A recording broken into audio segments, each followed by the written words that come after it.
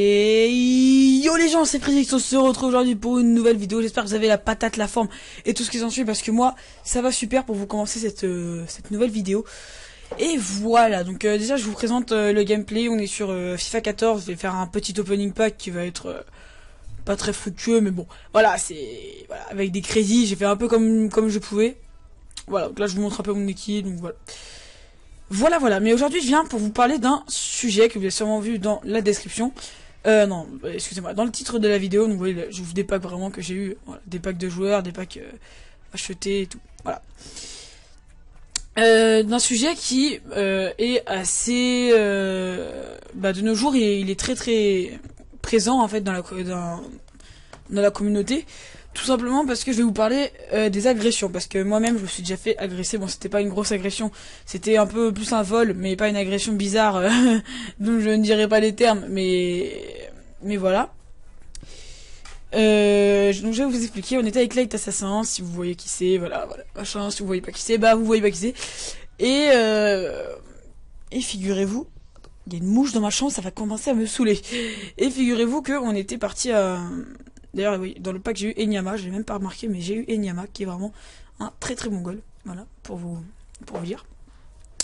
Voilà, et en fait, on était parti dans un stade à côté de chez nous, à côté du quartier, et on était parti pour faire un tennis. Donc voilà, il faisait beau, on avait nos raquettes, nos balles, et on partait faire un tennis. Toutes les raquettes et les balles étaient dans un sac. Si vous me demandez pourquoi je fais ça, c'est parce que c'est ma technique. Voilà, vous demandez pas, c'est bizarre. Et voilà. Et on était parti faire un tennis assez sympa, voilà, on voulait s'amuser quoi. Et puis sur le chemin, d'ailleurs j'espère que vous allez bien retenir cette leçon, parce que même moi maintenant quand je sors, je l'ai tout le temps en tête. Désolé si ça bug un peu, j'ai l'impression que ça bug. Et là vous voyez, regardez, j'ai eu 3 joueurs de l'Italie d'un coup, de l'Algérie d'un coup, c'était vraiment pas mal, j'étais vraiment content, parce que c'est quand même 3 joueurs de la même équipe, hein, si jamais je veux faire une équipe. Donc voilà. Surtout les joueurs de l'Algérie, j'en ai pas mal, il me semble. Voilà, ensuite, donc voilà, tout ça c'est dit sur le gameplay, tout ça. Maintenant, je reviens à mon histoire. Et on partait, et j'avais mon téléphone dans la poche, en sachant que mon téléphone c'était un iPhone 3G. Alors à l'époque c'était c'était quand même un iPhone 3G ou 3 ou 3G, enfin bon bref, iPhone 3 on va dire. Et il y avait une bande de mecs qui avaient notre âge, ou même un peu plus des fois. Et il était venu vers moi, il m'a dit ouais, t'as pas l'heure s'il te plaît. Et moi comme un con, j'avais aucune idée de ce que je faisais, enfin j'avais aucune idée de ce qu'ils allaient me faire.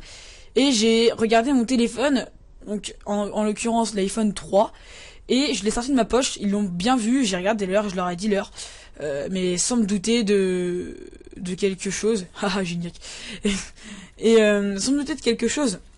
Mais quand j'y ai pensé après, je me suis dit, mais j'ai peut-être fait une connerie, enfin voilà.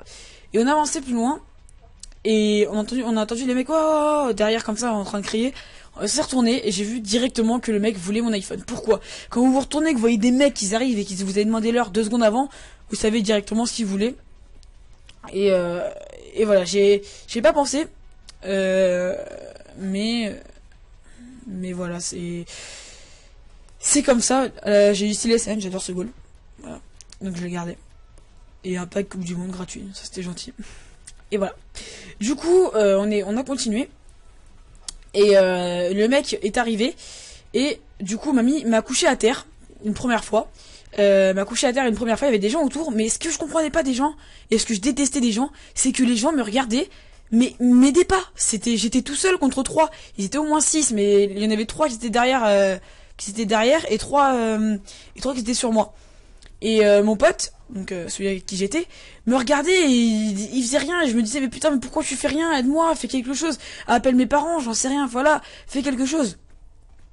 Et ils étaient plus grands que nous, ils étaient 3 sur moi, je pouvais rien faire les gars.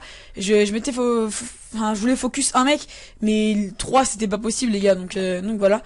Du coup les 3 étaient sur moi, et les 3 essayaient de me mettre la main dans la poche, mais j'avais ma main dans la poche, je m'en foutais de prendre des coups, je voulais juste garder mon iPhone, parce que sinon si j'aurais pas eu mon iPhone, mes parents m'auraient défoncé les gars, et je serais rentré à la maison déjà en ayant mal, et sans avoir mon iPhone. Donc je voulais vraiment garder mon iPhone.